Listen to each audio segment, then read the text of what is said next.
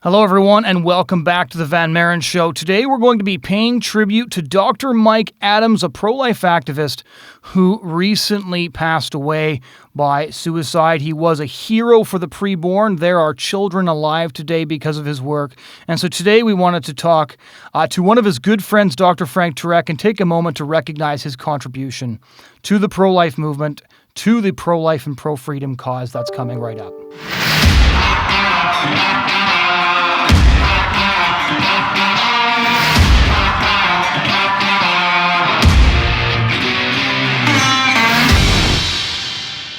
Hello, everyone, and welcome back to the Van Maren Show on LifeSiteNews.com. As I mentioned, today we're going to be talking to Dr. Frank Turek. He's a great Christian apologist, and he was also a good friend of Dr.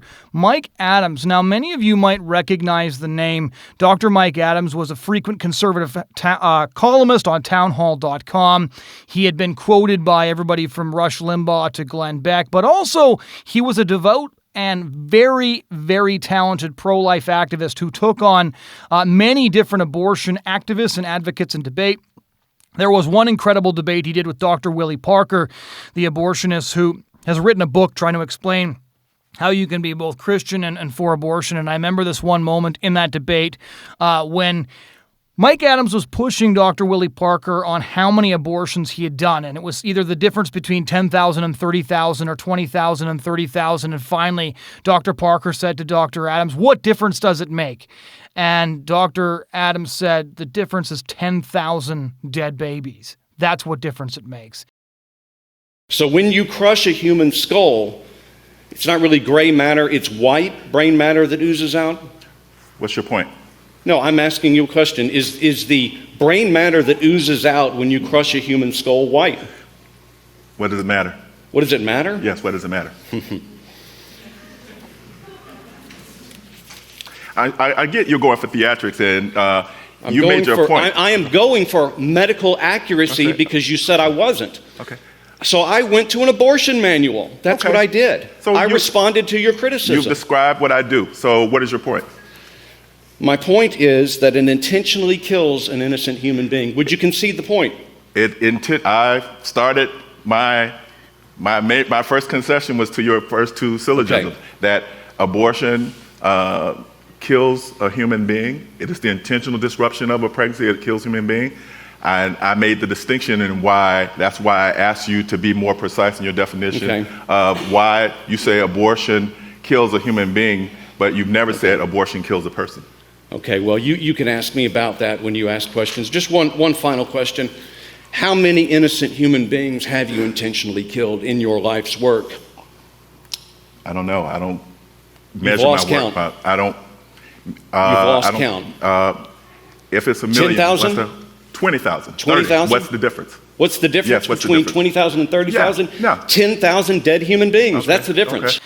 And so I see the left is just turning on him with total viciousness. There's story after story after story coming out talking about how this controversial professor who sent out vile tweets has now died by suicide. And I thought that because of all he's done for the pro-life movement, it's only appropriate for us to pay tribute to him, to remember what he actually did, to remember the fact that Mike Adams left the world a better place, not a worse place, and just to once again remember that the left is doing what they've always done. They're willing to hound somebody to death, and they won't even stop smearing him after he's gone. And so it's up to those of us who admired his contribution to tell the other side of the story.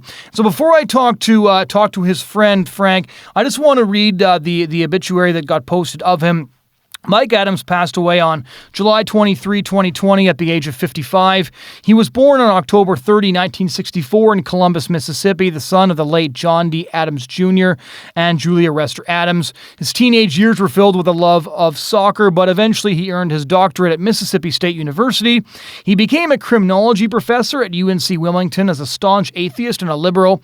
After seeing the mistreatment of prisoners while doing criminology research in a South American prison, Mike realized there must must be an objective standard of good by which we could make sense of evil and injustice, and this helped lead him to Christianity. We're going to be getting into that with Dr. Turek later.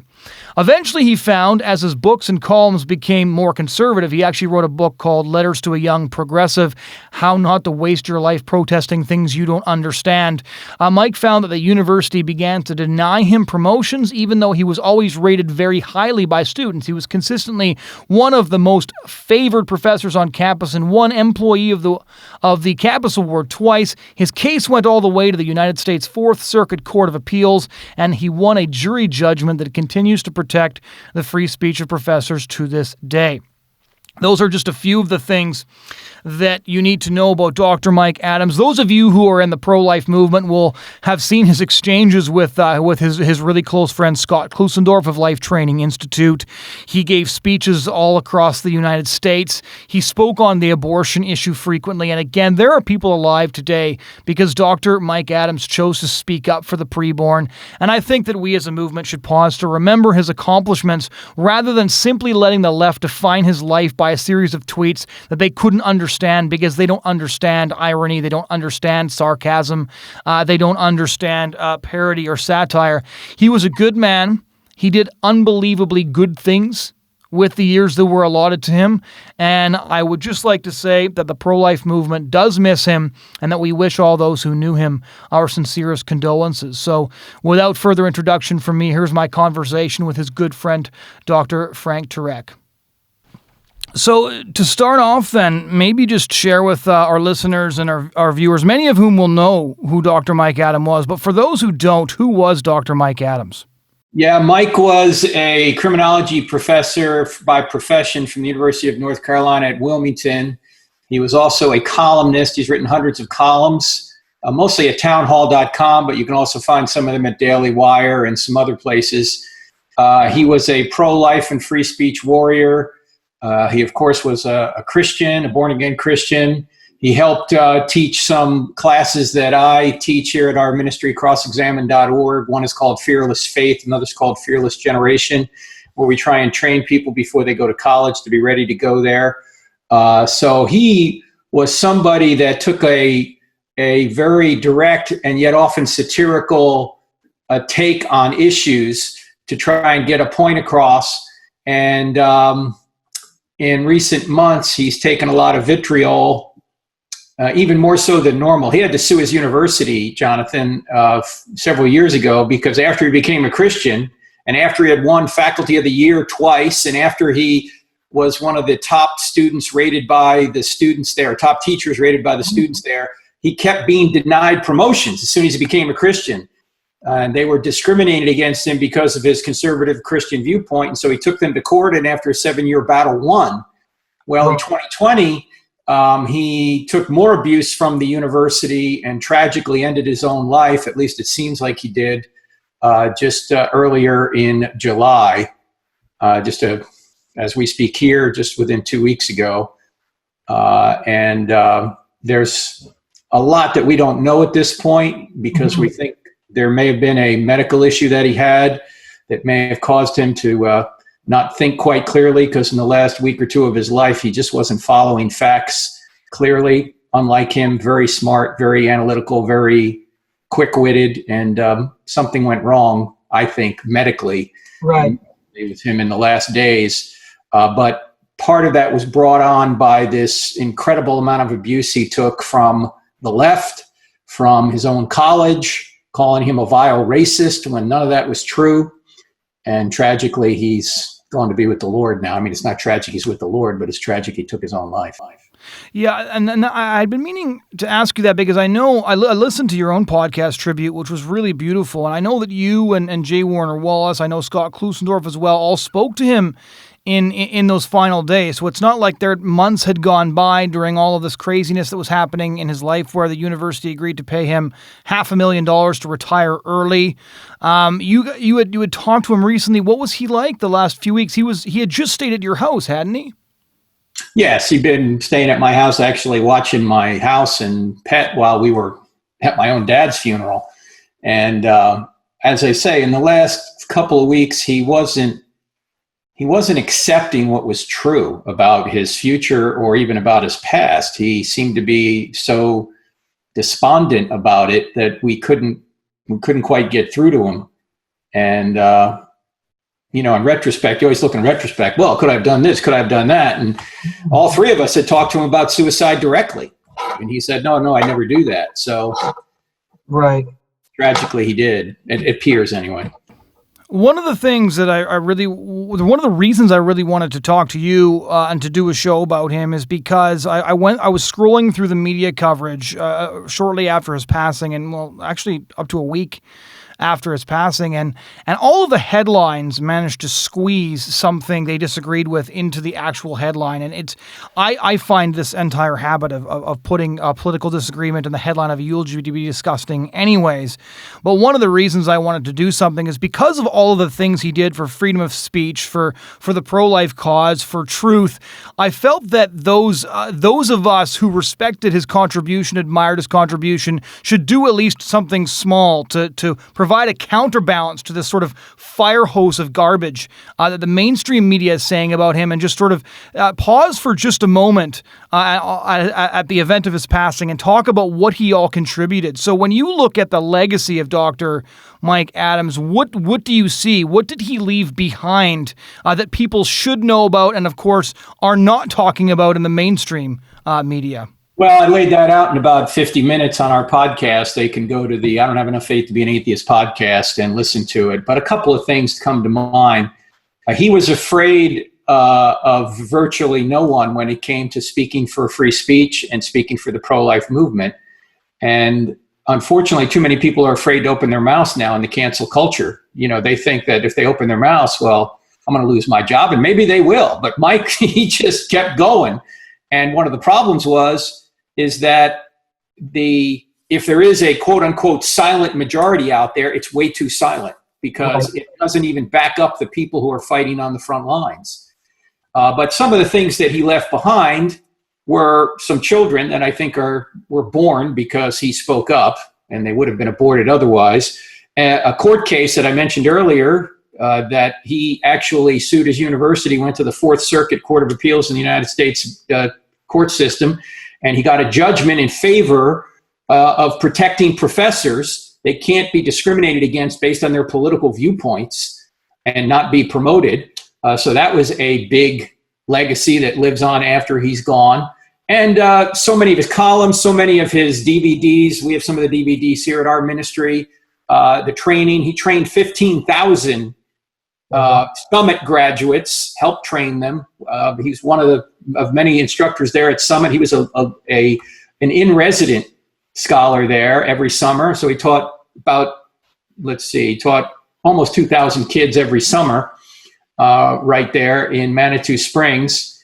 And of course, all the hundreds, if not thousands of people he taught at UNC Wilmington. If you go to his condolence page on his obituary, if you type in Mike S. Adams obituary, you go to the condolence page, you're going to see student after student saying, this is the best professor I ever had. This guy motivated me to get into criminal justice. This guy motivated me to fight racism, when in fact the major media is calling him a racist. I mean, it's the furthest thing from the truth that Mike Adams was a racist. He just used satire, and the left is so historically ignorant that they don't even understand what satire is, and so they call him a racist. It's ridiculous.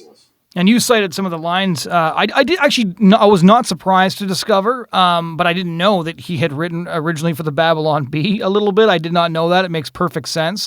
What was one of the lines you quoted on your podcast? He said that if they're so stoned that if you could blindfold them with dental floss. That's one of the lines he used to use in one of our seminars about the Marxists who would come to his and protest him, And one day, University of Amherst, he joined the protest, and they didn't recognize it was him. He's in there protesting, pumping his sticks, going, I hate Mike Adams, I hate Mike Adams. And they finally looked at him and realized it's him, it's Satan himself, it's Mike Adams.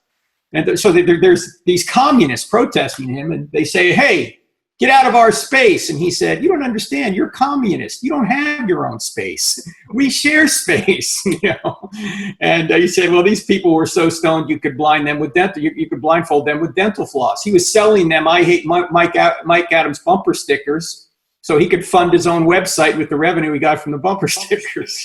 Yeah, tell us that story, because I have to say my very first exposure to Mike Adams was a column being posted by Scott Klusendorf, and he just said, "I hate Mike Adams," and I was thinking, well, that's kind of rude. I've never seen Scott post that way about anybody. And then the first comment underneath the article was Mike Adams saying, "I also hate Mike Adams," and he was providing a link for where you could buy swag about hating Mike Adams. What was that all about? Well, that's a friend of his gave him the idea. They'd say, "Hey, man, it'll be the ultimate triumph of capitalism over socialism. You have these socialists pay you for your product that says, 'I hate Mike Adams,' and then you can take that money and fund your website." It's the ultimate triumph of capitalism over socialism. So you saw him discussing in the arena, debating ideas. I think one of the most powerful lines I ever saw him deliver was his debate with the abortionist Willie Parker, who, it bears mentioning, is an abortionist who calls himself a Christian, has also been accused of sexual misconduct. He's a very complicated person. And anyways, he debated with Dr. Mike Adams, and Dr. Mike Adams was doing a great job, but there was a moment that really stood out to me, at least, was when he was trying to force Dr. Willie Parker to describe what abortion looked like. And he kept on saying, "Dr. Parker, when you crush the skull, is when the brains come out, do they look white?" And he kept on saying, "What difference does it make?" And he said, "How many times have you done this?" And at one point, Dr. Willie Parker responded and said, like, "What's the difference between 10,000 and 30,000 abortions? Like, what's the difference?" And Mike Adams responded, 20,000 dead babies. That's the difference. And the room just went quiet. And even Parker just didn't know what to say. Was this what he was always like in debate? Like, I've debated abortion probably a couple of thousand times total over the last decade, on the streets doing pro-life activism. But a line like that in a debate sort of finishes it all off. And it took somebody like him to deliver it. Yeah, the other line that he said, and I think it was in this debate, it may have been in his Nadine Strossen debate, who was the ACLU, head of the ACLU, also a pro-abortionist. He said, "Dead things don't grow." And because the left's always trying to say, well, it's not really alive. Well, then why is it growing, right? There's something in you that's growing. It's got its own blood type. It's got its own sex. It's got its own body, obviously. This is not just part of your body. It's got its own body. It's got its own, a different blood type, maybe a different sex than you, certainly a different genome than you. This is an individual human being. Yeah. And you just don't like the fact that it's an individual human being because it's going to get in the way of you doing what you want to do. Pregnancy for you is inconvenient. Well, I'm so sorry it's inconvenient, but that's just the way it is. Give the baby up for adoption. Right. Now, one of the things a lot of people don't know about Mike Adams is that when he started his academic career, he wasn't a Christian, he wasn't a conservative, he wasn't pro-life. I remember reading a column in, I think it was at townhall.com, and he was actually defending the use of abortion victim photography, explaining why graphic imagery could be effective in changing minds. And he actually described a moment in a prison in, I believe, Ecuador, where he saw prisoners being tortured, and how seeing that essentially jolted him out of his atheism. In your personal conversations with you, how did he describe seeing that in his journey from atheism to conservatism and Christianity? Well, that was it. When he went to that Ecuadorian prison, there were two things he saw: the mistreatment of prisoners, and he saw a man on death row who had a very low IQ, but he had actually read the Bible and became a Christian. And Mike said, I'm a PhD and I've never read the Bible. Right. Maybe I ought to do that, There's so many people out there who say they're not Christians and they've never even given Jesus a chance, right? Never even read what he supposedly said and did. So Mike was somebody that was moved, and I think most people are moved by imagery. That's why we are where we are now in our culture, is because they're moved by manipulated imagery. Well, when you show people the truth, then it wakes them up. When you show somebody, and Scott Klusendorf, our mutual friend, shows a short little 52-second video of an aborted baby. And there's no argument after that. After you see that, you go, okay, that's a human being. Why are we killing it? You don't need arguments after that. You just need to show them that and go, you think that's okay? No. And why are you against showing an image of the truth? In fact, one of the most profound images that helped the civil rights movement come around was that young man in 1955, that young black man who was murdered and lynched. I'm trying to think of his name right now. Emmett Till. Emmett Till, that was it. I knew it was an E. I couldn't think of it for some reason. Emmett Till, the mom said, no, it's going to be open casket. you're going to see what these evil people did to my son. And that helped move people to say, yeah, this isn't right. We got to do something about this. Now, one of the things I wanted to touch on with you is what Mike Adams was actually like. Because if you look at NBC, CNN, all the headlines, they basically managed to say sort of vile and racist tweets, squish that in there. David French wrote an obituary because David French was the lawyer who defended him for 8 years when he was suing about his lack of promotion. And he said, I knew Mike's heart. He was not a racist. Scott Klusendorf has also been posting about it as well and said anybody who knew Mike Adams knew he wasn't a racist. As you mentioned, there were students who said he inspired me to fight racism. And Scott also said if you were looking for Mike after an event, you would often find him in the kitchen helping wash dishes. That's the kind of person he was. And so to provide a counterbalance to all the things that are being said about him, how would you describe Mike Adams to somebody who didn't know him? And maybe just share a story or two from your memories of what he was actually like. Well, he was funny, actually. He was really funny. We were sitting right out here on my patio just 2.5 weeks ago, and even though he was depressed, he was every once in a while still cracking jokes. Like, for example, he said, I used to date a girl from Iowa, and she had a cornfield in her backyard. She turned out to be a stalker. I mean, he was just a king of puns. As soon as his hair started turning gray, he called himself a gray rights activist. And I could go 2 puns in, he would go 8 in, and he had all these funny one-liners that he would always use. And I have a new book. It's 10 Steps to Humility and How I Made It in 7, which is really humble of me because I actually made it in 6. He would have stuff like that, and he loved satire. And in today's culture, many people are offended by satire, which is just remarkably naive for people to say you're offended. Jesus used satire. Jesus said, woe to you, scribes and Pharisees, you hypocrites, you strain out a gnat and swallow a camel. What's he doing? He's mocking the Pharisees for pulling gnats out of their water, but swallowing camels. Right. He's pointing out how their priorities are inverted. And you can make a point better with satire quite frequently than you can with saying something straight on. Right. And that's what Mike did. He did it routinely. And some people got offended by it. Well, too bad you got offended by it. The Pharisees were offended by Jesus. You can't handle the truth? Okay. You can't handle it. Sorry. But so he was somebody who was provocative in that regard, but he was always smiling when he did it. In fact, that's one of the problems. People who knew him, when they saw a tweet, they go, "Oh, that's Mike. That's funny." Everyone else is going, "Well, he's a racist. Oh, yeah, he's not." And that's one of the regrets he had at the end was, I should have never gotten on Twitter. Twitter is not a place for nuance, obviously. No. Twitter is not a place for argumentation. You don't have a sustained argument on Twitter. Twitter is a sewer of irrationality and hostility. Yeah. And unless you're just going to post a link about a column or a more sustained argument, Twitter's useless for that. And too many people get angry and hostile and call people names. It's absurd. So he was always the happy warrior, but a couple of people who eulogized him made this point, and I wanted to pose the question to you. I think it was Mark Stein who said, at the end of the day, the happy warrior was the not-so-happy warrior, and all he could hear was sort of the roar of the silent majority who wouldn't stand up for him when he needed them.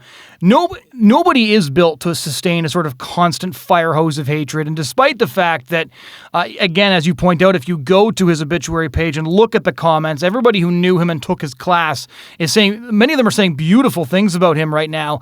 And at the same time, everybody's a human. Humans aren't born with turtle shells. It can't be easy to take that kind of hatred. Was withstanding that fire hose of hatred one of the things that wore away at him? What can we all collectively take away from this and learn from this?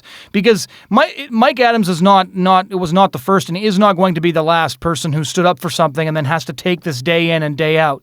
And maybe we ought to think about the wear and tear on the warriors who fight our battles for us.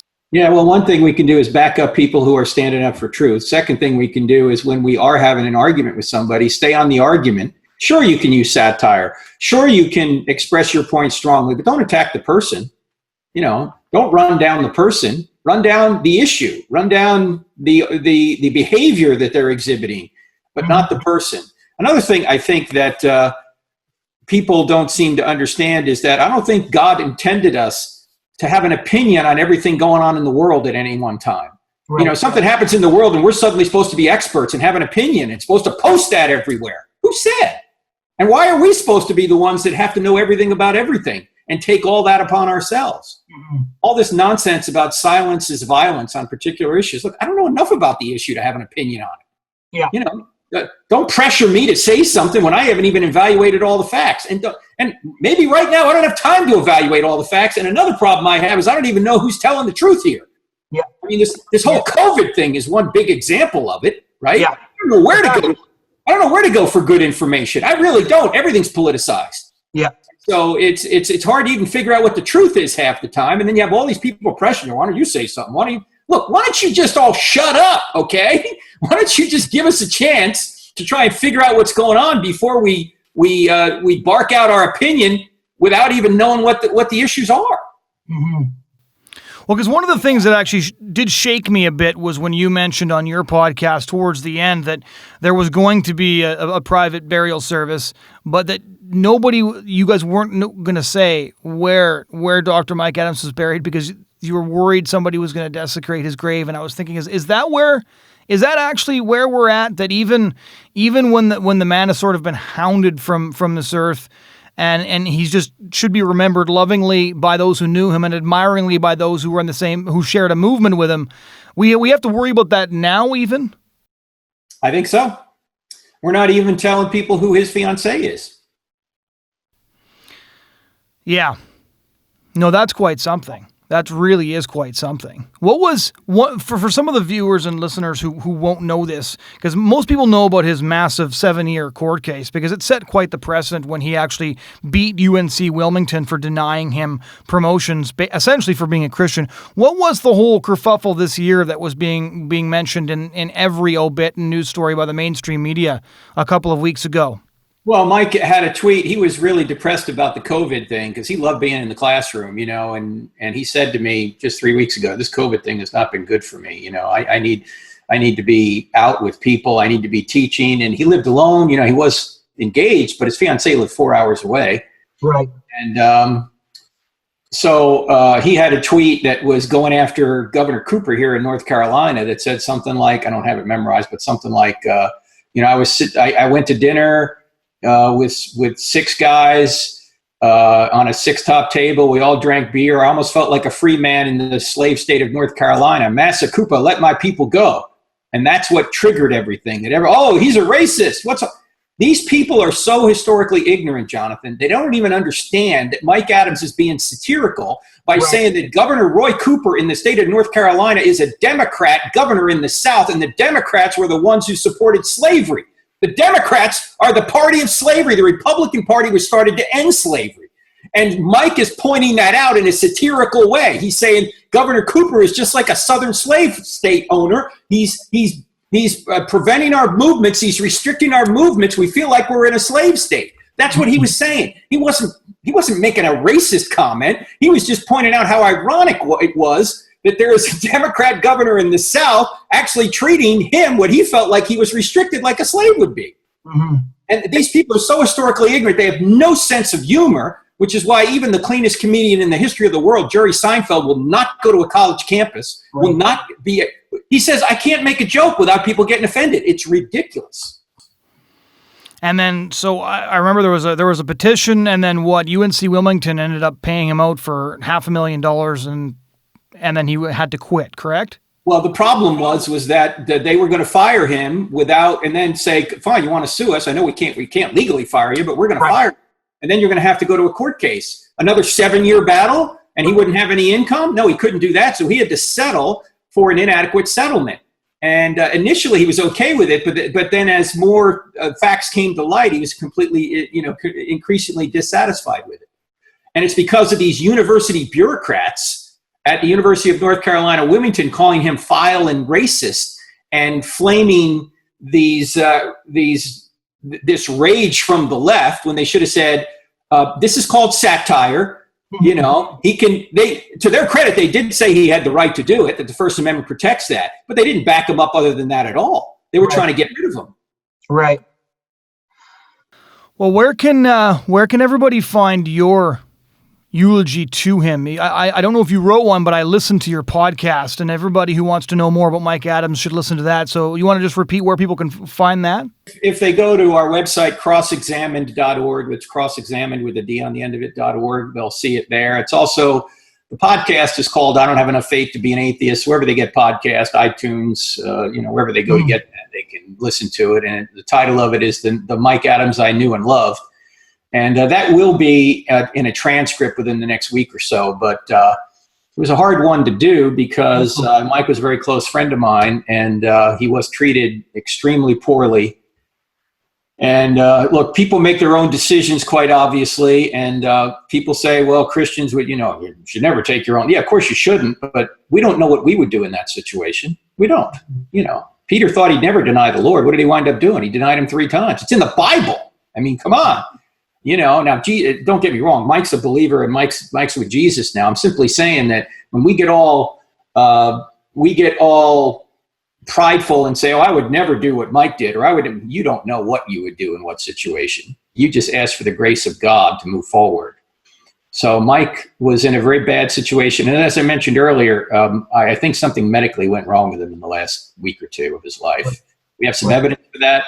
We're doing an autopsy. It's going to take 4 to 6 weeks to come out, all the details. So we won't exactly know the results for quite a while. And even when we know them, it's not going to be my place to reveal them anyway. His brother and his fiance are going to be the ones that'll have the say on that. Right. Well, thank you so much for joining us to talk about Mike. And again, we extend our most heartfelt condolences to you and all those who loved him on the loss of your friend. Thank you, Jonathan. Thanks for the work you're doing. I know Mike would be pleased that you're continuing this work. It's the most important work in the country right now, because when you're actually taking the lives of innocent people, what could be more important than that? Yeah. Well, thank you again so much. Thanks. Ladies and gentlemen, that was my conversation with Dr. Frank Turek on the life and legacy of Dr. Mike Adams. We hope you enjoyed hearing about his life. We hope that you took a moment to remember him as the result of hearing about his life. If you want to hear past podcasts, you can head over to lifesitenews.com and click on the podcast tab. You can find us on YouTube or wherever you get your podcasts. Please do like and share. Please do subscribe. It helps others get exposed to the work that we're doing. Thanks so much for joining us this week, and we do hope you'll join us again next week.